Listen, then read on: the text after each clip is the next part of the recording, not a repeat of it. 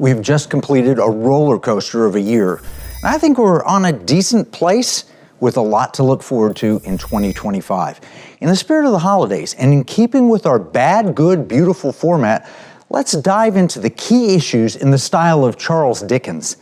It's like getting visited by the ghosts of 2024 past, present, and future, or something like that.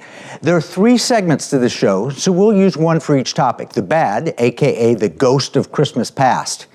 You could also say this is the naughty list of problems worthy of coal in the stocking.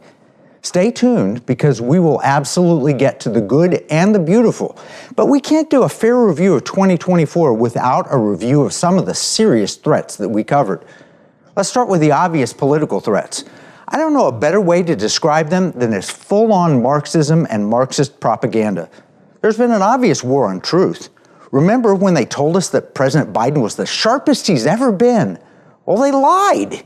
Here's what MSNBC's Joe Scarborough said about Biden in March, according to the Washington Examiner.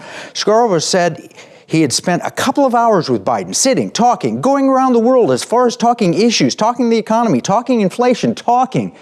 After those discussions, Scarborough came to believe that Biden might misplace a word here or there, but is in fact really sharp.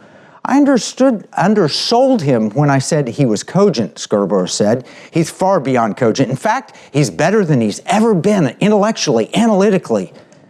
Of course he was lying. When we had the debates and his performance was so terrible that Americans wondered, what else have they been lying to us about? The amazing thing is that the Dems still tried to gaslight us even after an official special counsel report that refused to bring charges against Biden over mishandling classified material. Not because he was innocent, but because he was unfit. Reading from NBC News, February 8th.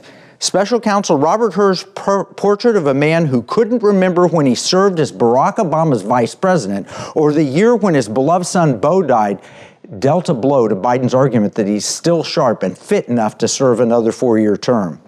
It got so bad that George Clooney had to step in and tell Biden to step down, presumably under orders from Obama and Nancy Pelosi. Even Saturday Night Live felt free to pile on and make fun of a Democrat president. You know it's bad when they turn Dana Carvey loose in mocking a liberal icon.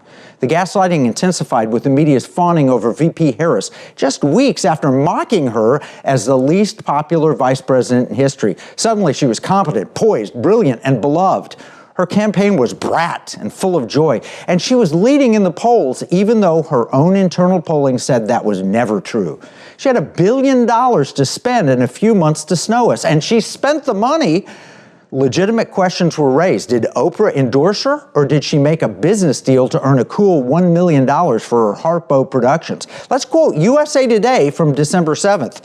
As Democrats reel over how Vice President Kamala Harris's losing campaign spent more than $1 billion, a new campaign finance report confirms that the Democrat presidential nominee's campaign paid Oprah Winfrey's production company $1 million. The records put an end to a months-long controversy over whether Winfrey was paid for endorsing the former Democratic presidential nominee. We heard so many falsehoods and saw so many deceptions that it would take the whole show to cover them all. But remember this one, Biden won't pardon his son if he's convicted on federal charges, White House says. Anyone with a brain knew he was lying, but you weren't allowed to say that out loud. The Justice Department was weaponized to support the Democrats and punish Republicans. Joe Biden wouldn't be prosecuted, but Donald Trump was for similar sounding crimes of mishandling classified material. Hunter Biden was obviously guilty and convicted of multiple crimes, including gun charges and tax evasion. And if you saw the laptop, they told us it was Russian disinformation.